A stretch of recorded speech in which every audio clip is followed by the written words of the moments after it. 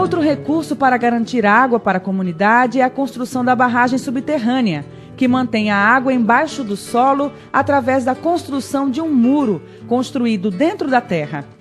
A barragem permite o plantio fora do período da chuva e pouca perda de água por evaporação.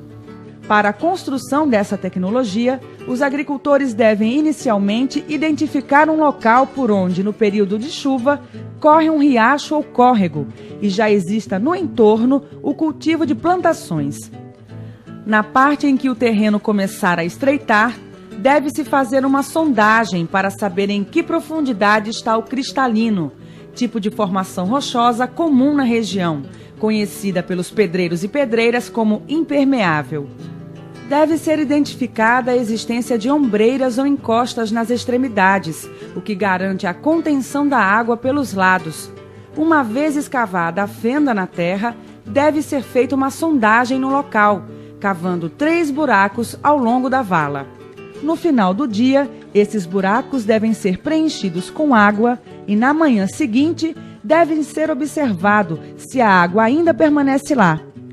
Caso tenha infiltrado, é sinal de que a escavação deve continuar até encontrar o cristalino. A profundidade do buraco para a construção do muro deve ter entre 1,5 metro e 4,5 metros.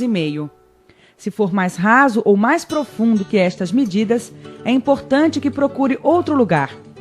Já o seu comprimento deve ficar entre 30 e 100 metros.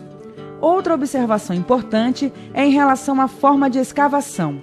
Se a vala for escavada com o auxílio de retroescavadeira, terá largura igual ao tamanho da pá, que pode ser de 60 ou 80 centímetros.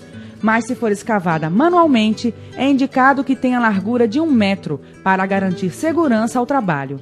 Para o início, a gente dá uma cavagem nessa vala, né? Que elas são 1 metro largura e até a extensão que der a área, se for 20 metros ou 15. Aí então ele é cavado, e quando cava ele, aí para poder começar a construção, cava, aí depois faz toda a limpeza, como a gente está vendo nesse processo, faz uma regada muito com 20 centímetros, para poder vir, aí vem a lona, a gente coloca ela meio chumba com cimento, aí vem a outra terra, cobre.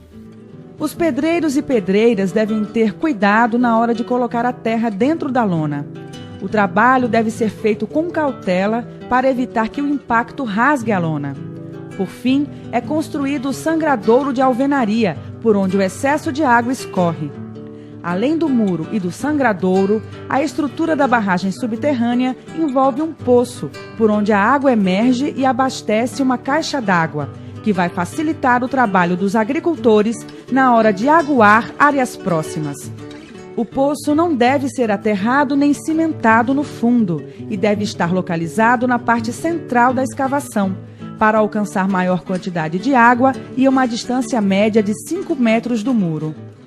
Esse poço ele é cavado e aí depois vem os anéis, a gente coloca eles aqui, aí ele vai ficar como seja uma caixa, como seja uma cisterna redonda. Esses anéis, eles são feitos de concreto e cimento, né? Que são o material que foi colocado, pedras, são areias e o cimento. Aí ele vem, aí quando ele chegar aqui, ele vai colocar numa posição e vai ficar um em cima do outro. Então ele vai ficar mais alto, não vai ficar só aqui não. Ele chega até acima do solo e fica até 1 metro a mais. Esta tecnologia envolve as famílias no processo de construção e manutenção. Os moradores participam da escavação e da limpeza do terreno.